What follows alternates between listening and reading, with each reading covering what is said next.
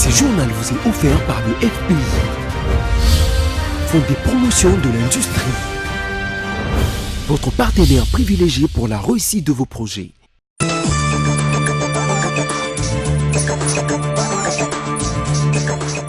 Heureuse de vous savoir nombreux à suivre ce journal sur votre chaîne, mesdames, messieurs, bienvenue à tous. Élection de membres du bureau définitif de l'Assemblée nationale, le Front romain pour le Congo félicite ses députés nationaux d'avoir élu Janine Mabunda à la présidence. Le coordonnateur du FCC, Némi Bouilana-Wilonja, a à cette occasion invité la Chambre basse du Parlement à jouer son rôle constitutionnel en valorisant le mandat que lui a confié le peuple congolais. Et la coalition Lamuka a reçu l'autorisation d'organiser son meeting annoncé pour ce dimanche 28 avril 2019 à la place Sainte-Thérèse. Cependant, l'autorité urbaine demande à Lamuka de prendre contact avec le commissariat provincial de la police pour des dispositions sécuritaires. Ce meeting sera l'occasion de restituer aux militants les acquis de la tournée héros-américaine de Martin Fayoulou.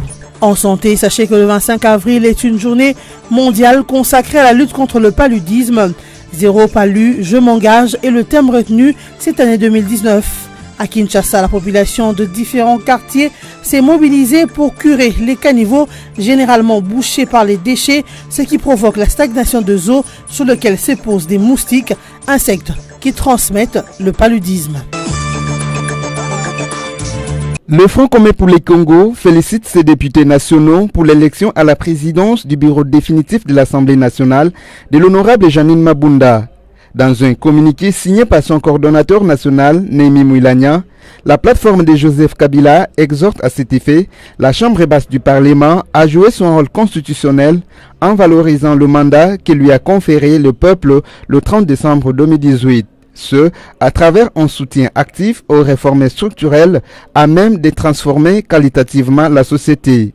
Selon le même communiqué, l'élection et l'installation du bureau définitif de l'Assemblée nationale, qui ont été effectives le mercredi 24 avril, illustrent le dynamisme de la démocratie congolaise et confirment la volonté du FCC et son partenaire CACH de consolider la coalition en privilégiant notamment la cohésion au sein de la majorité parlementaire. Le gouverneur intérimaire de la ville-province de Kinshasa autorise le meeting de la coalition Lamuka annoncé pour ce dimanche 28 avril 2019 à la place Sainte-Thérèse dans la commune de Ndjili.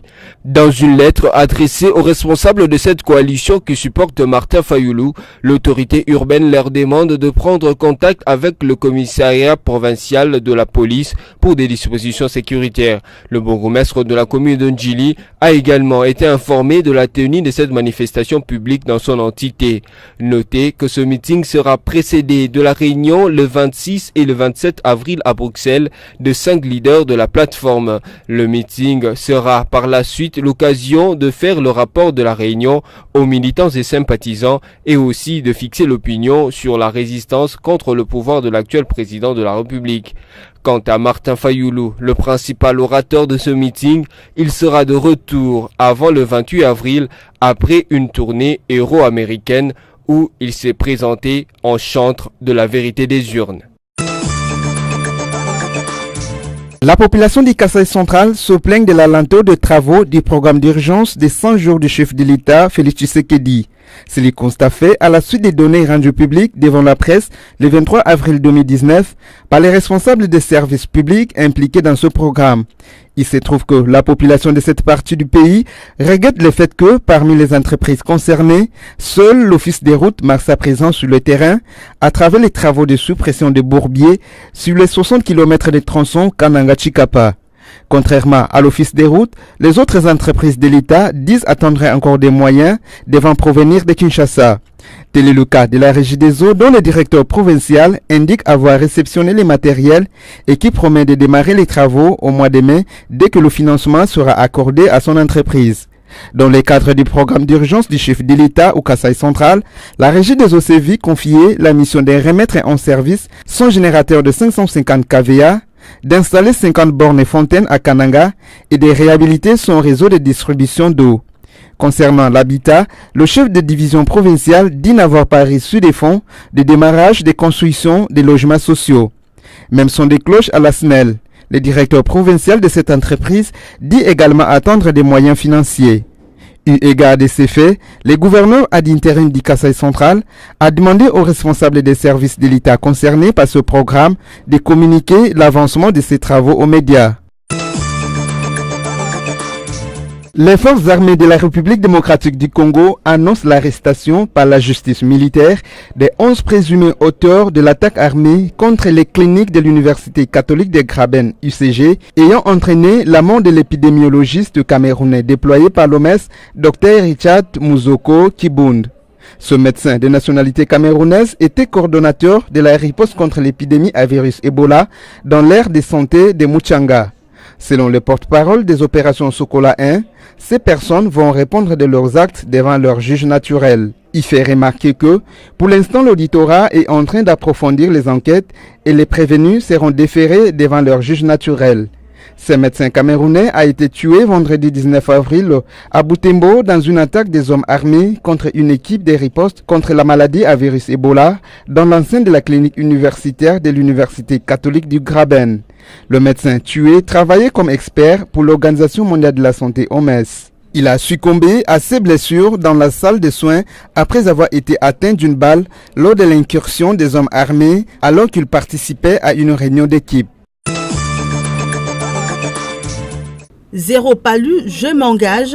C'est le thème de la journée mondiale du paludisme célébrée ce 25 avril et qui a été instituée en 2001. Cette journée est le fruit d'un partenariat entre l'Organisation mondiale de la santé, l'UNICEF, la Banque mondiale et les PNUD. À sa création en 2001, elle s'appelait Journée africaine du paludisme. Mais vu l'importance de ces fléaux sur les continents africains, l'Assemblée mondiale de la santé a décidé en 2007 de débaptiser cette date en Journée mondiale du paludisme. Le but officiel de cette date est de faire connaître et comprendre le paludisme et de fournir des informations pour la lutte anti-paludique, notamment par des activités communautaires de prévention et de traitement du palud dans les zones endémiques. Le 25 avril est ainsi devenu une occasion de mobiliser l'opinion publique en faisant connaître cette maladie et en favorisant d'un côté l'accès au traitement et aux soins et de l'autre les méthodes de prévention existantes. Le paludisme est dû à des parasites du genre Plasmodium transmis à l'homme par des piqûres de moustiques anophèles femelles infectés appelés vecteurs du paludisme. Les eaux stagnantes, les herbes, bref, tout environnement insalubre est le berceau de ces vecteurs du virus du paludisme. L'assainissement de son environnement les plus proches est la méthode la plus efficace de lutter contre cette maladie qui touche femmes, jeunes et vieux. Mal soignée, la malaria cause la mort inexorablement. Il n'existe pas de vaccin commerciable contre ces fléaux, d'où se protéger en adoptant les mesures préventives préconisées reste le meilleur moyen de lutter contre les piqûres de moustiques. Les espoirs de Congolais de Kinshasa de voir leur sélection nationale de football de moins de 23 ans jouer la Coupe d'Afrique de Nations vient de s'envoler. La Confédération africaine de football vient de disqualifier la RDC au profit de leur homologue de Maroc. Cette décision est justifiée par le fait que les Congolais ont aligné lors du match du deuxième tour des éliminatoires contre le Maroc le défenseur Arsène Zola dont l'âge ne correspondait plus avec cette catégorie. Sur le site de la CAF, Arsène Zola est né le 23 février 1996. Il est enregistré ainsi avec son club du TP Mazembe, ce qui est condamnable eu égard au règlement de la compétition qui ne prend en compte que les joueurs qui sont nés après le 1er janvier 1997. Mais sur le passeport du joueur, c'est l'année du 1997 qui est reprise. Devant ce cas de figure, l'organe fêtier du football africain n'a fait qu'appliquer le règlement. Arsène Zola avait donc 23 ans et 25 jours lors de la rencontre face au Maroc, ce qui, en principe, ne lui permettait plus de disputer cette phase éliminatoire. Par conséquent, la sélection marocaine de moins de 23 ans qui remplace celle de la RDC va jouer contre la sélection correspondante du Mali le 5 et le 9 juin prochain pour une place en phase finale de la CAN U23 Égypte 2019. Mesdames et messieurs, voici à présent le rappel de principaux titres de ce journal. Élection de membres du bureau définitif de l'Assemblée nationale. Le Front romain pour le Congo félicite ses députés nationaux d'avoir élu Janine Mabunda à la présidence. Le coordonnateur du FCC, Némi Boulana Wilonja, a à cette occasion invité la Chambre basse du Parlement à jouer son rôle constitutionnel en valorisant le mandat que lui a confié le peuple congolais. Et la coalition Lamouka a reçu l'autorisation d'organiser son meeting annoncé pour ce dimanche 28 avril 2019 à la place Sainte-Thérèse. Cependant, l'autorité urbaine demande à Lamouka de prendre contact avec le commissariat provincial de la police pour des dispositions sécuritaires. Ce meeting sera l'occasion de restituer aux militants les acquis de la tournée héros-américaine de Martin Fayoulou. En santé, sachez que le 25 avril est une journée mondiale consacrée à la lutte contre le paludisme. Zéro palu, je m'engage est le thème retenu cette année 2019. À Kinshasa, la population de différents quartiers s'est mobilisée pour curer les caniveaux généralement bouchés par les déchets, ce qui provoque la stagnation de eau sur lequel se posent des moustiques, insectes qui transmettent le paludisme. C'est par ici que nous bouclons la boucle. Merci à vous tous que nous avez suivis et bonne suite de programme sur nos antennes.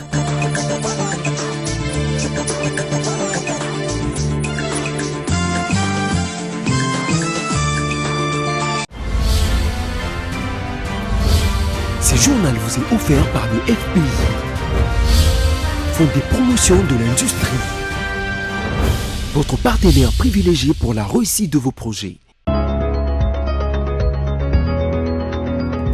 Merci d'être avec nous pour parcourir l'actualité en ligne de ce jeudi 25 avril 2019 sur BSC TV. Commençons avec les sites d'actualité Congo Virtuel qui titre Coalition Cash FCC, les clarifications d'Evidi et Chimanga. Le conseiller du président de la République en charge des questions stratégiques a été l'invité du journal Afrique de France 24 jeudi en début de soirée. Il a intervenu juste après l'élection du bureau définitif de l'Assemblée nationale et a ainsi eu l'occasion de commenter l'actualité politique congolaise et apporter des clarifications sur quelques sujets. Tel qu'a été orienté le bref entretien de 5 minutes, le conseiller stratégique de Félix Tshisekedi s'est attardé sur la coalition Cash FCC et les perspectives de son fonctionnement par rapport aux attentes des Congolais, mais aussi aux craintes d'une certaine opinion qui veut que le nouveau président continue d'être bridé par Joseph Kabila. Vidi Chimanga a globalement expliqué que la coalition Cash FCC est une coalition de compromis qui a pour but de servir de cadre d'interaction afin d'apporter des solutions aux attentes de la population. À ceux qui s'étonnent d'une telle alliance entre une force politique venue de l'opposition radicale avec l'ancienne majorité convertie dans le FCC, il a noté que cela répond à la logique électorale qui a fait que le Cash remporte la présidence de la République sans obtenir une majorité au Parlement comme il aurait espéré. Poursuivons cette revue de presse avec Forum des As qui note en grand titre « Élue présidente de l'Assemblée nationale, hier, Janine Mabunda dévoile ses 4 priorités. Sans surprise, la députée nationale PPRD Janine Mabunda Lioko Moudiaï a été élue hier, mercredi 24 avril, présidente de l'Assemblée nationale de la République démocratique du Congo. Candidate unique à ce poste après l'invalidation de son adversaire allié du Palou, Henri Thomas Lokondo, Mabunda a obtenu 375 voix sur le 383 votants. Elle remplace Obaminaku. L'ancienne ministre du portefeuille sera secondée par Jean-Marc Kabunda Kabund en tant que premier vice-président. Le président intérimaire de l'UDPS a obtenu 350 voix. La paire Mabunda Kabund représentait le ticket FCC Cash. La toute nouvelle présidente de l'Assemblée nationale a dans sa brève allocution d'après l'élection décliné les priorités de son mandat. Elles sont 4, à savoir le domaine législatif, le contrôle parlementaire, la diplomatie parlementaire et les réexamens du social des députés nationaux.